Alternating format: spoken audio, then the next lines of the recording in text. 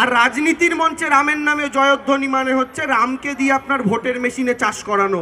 দুটো এক জিনিস কখনো হতে পারে না।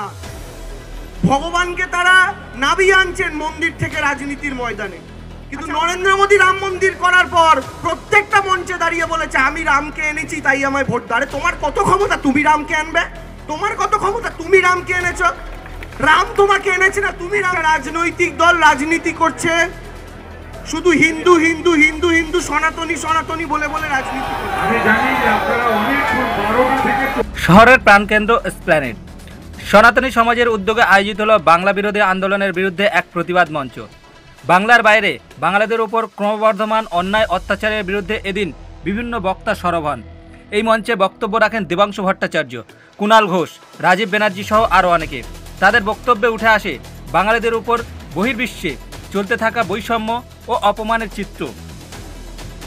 তারা একযোগে দাবি জানান বাংলার মানুষকে বারবার বাইরে গিয়ে হেয় প্রতিপন্ন হতে দেওয়া যাবে না। তারা আরও স্পষ্ট ভাষায় বলেন, সনাতনী বা হিন্দুত্ব আমরা বিজেপির কাছ থেকে শিখব না, আমরা আমাদের মায়েদের কাছ থেকে শিখেছি। তাদের বক্তব্যে প্রতিফলিত হয় সাংস্কৃতিক গৌরব এবং বাংলার ঐতিহ্য রক্ষার দৃঢ় প্রতিজ্ঞা। যে ঈশ্বর কি কখনো সন্তুষ্ট হন যদি তার নাম করে রাজনীতি করা হয়? আমাদের ঈশ্বর কি রাজনীতির বস্তু? আজকে একটা রাজনৈতিক দল রাজনৈতিক মঞ্চ থেকে ভগবান শ্রী রামের নামে স্লোগান দেন। আমরা প্রত্যেকে, আমি বিশেষ করে হনুমানজির ভক্ত, আমি বাড়িতে যখন রোজ হনুমান চালিসা পাঠ করি তার শেষে আমিও রামের নামে জয়ধ্বনি দিয়ে পুজো শেষ করি।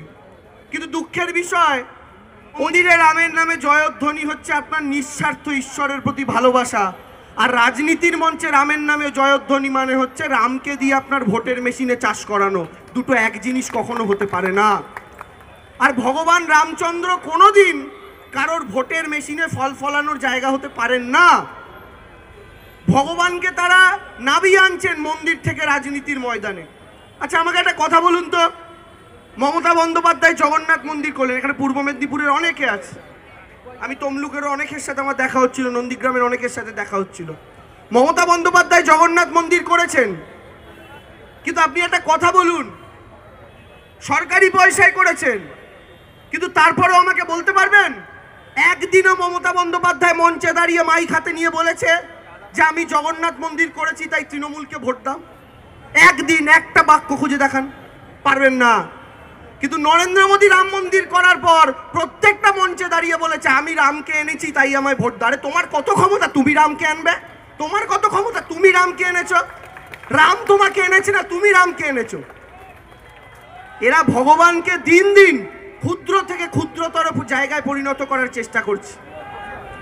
আজকে বাংলার মাটিতে আপনারা আমাকে বলুন, বলা হয় হিন্দু ধর্মে 33 কোটি দেবতা, কেউ কেউ বলেন 33 কোটি, কেউ বলেন 33 প্রকারের দেবতা। এই যে হিন্দু ধর্মে এত দেবদেবী, আচ্ছা আপনাদের মনে হয় না, আমি সাধারণ কিছু জায়গায় আমার কিছু বিজেপির বন্ধুর সাথে যখন তর্ক বিতর্ক হয় আমি তাদের জিজ্ঞেস করি, আচ্ছা আপনাদের কোনোদিন নিজেকে জিজ্ঞেস করতে ইচ্ছা করে না বিজেপির বন্ধুরা, যে এত যে দেবদেবী আমাদের ভারতে 30টার কাছাকাছি রাজ্য, এক একটা রাজ্যে কেন প্রধানত এক একটা দেবদেবীর উপাসনা হয়? আমাদের ভারতে তো 30টা রাজ্যেই একেশ্বরবাদী হতে পারত, যে সবাই একটাই দেবতার পুজো করে, কিন্তু সেটা কি হয় আমাদের দেশে? হয় না। আপনি সাউথ ইন্ডিয়ায় চলে যান, দেখবেন তিরুপতি ভগবানের পুজো হয় কোনো কোনো রাজ্যে।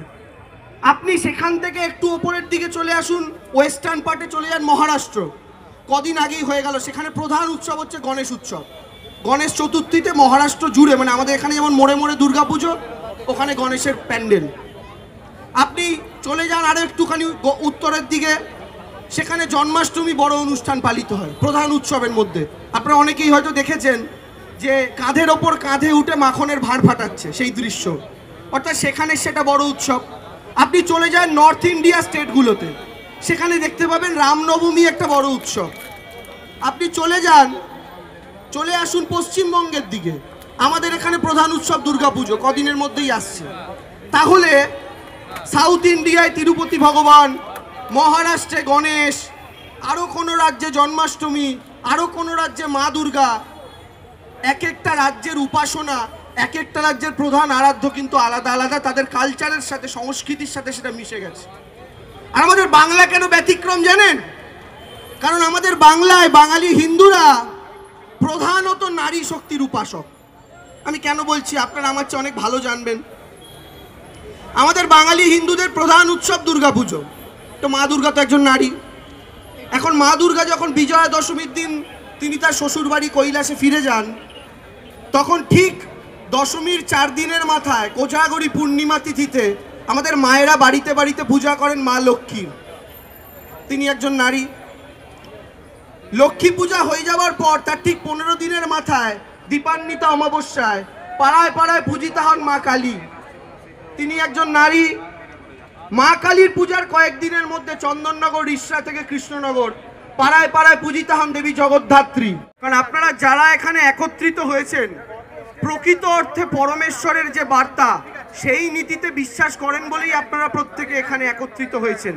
এবং আমি বিশ্বাস করি বর্তমানে ভারতবর্ষের মাটিতে, দেখুন আমি একজন হিন্দু ঘরের ছেলে, ব্রাহ্মণ ঘরের ছেলে। আমার ঠাকুরদার নাম ছিল পবন ভট্টাচার্য।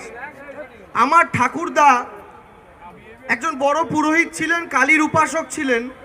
এবং আমার ঠাকুরদার ছাত্ররা তারা এখন শিখিয়ে শেখাচ্ছেন পরবর্তী প্রজন্মকে পুজো করা। অর্থাৎ আমার ঠাকুরদার ছাত্ররা এখনো বিভিন্ন জায়গায় ছড়িয়ে ছিটিয়ে রয়েছেন, এত বড় তিনি কালীর উপাসক ছিলেন। খুব আমার 5-6 বছর বয়সে ঠাকুরদা মারা যান। ঠাকুরদার কাছ থেকে 5-6 বছর বয়স অবধি যেইটুকু যা শোনা না, তিনি তার মতো করে ঈশ্বর কি বোঝানোর চেষ্টা করতেন, একটা 6 বছরের বাচ্চার কাছে যেভাবে বোঝানো যায় সেভাবে বোঝানোর চেষ্টা করতেন।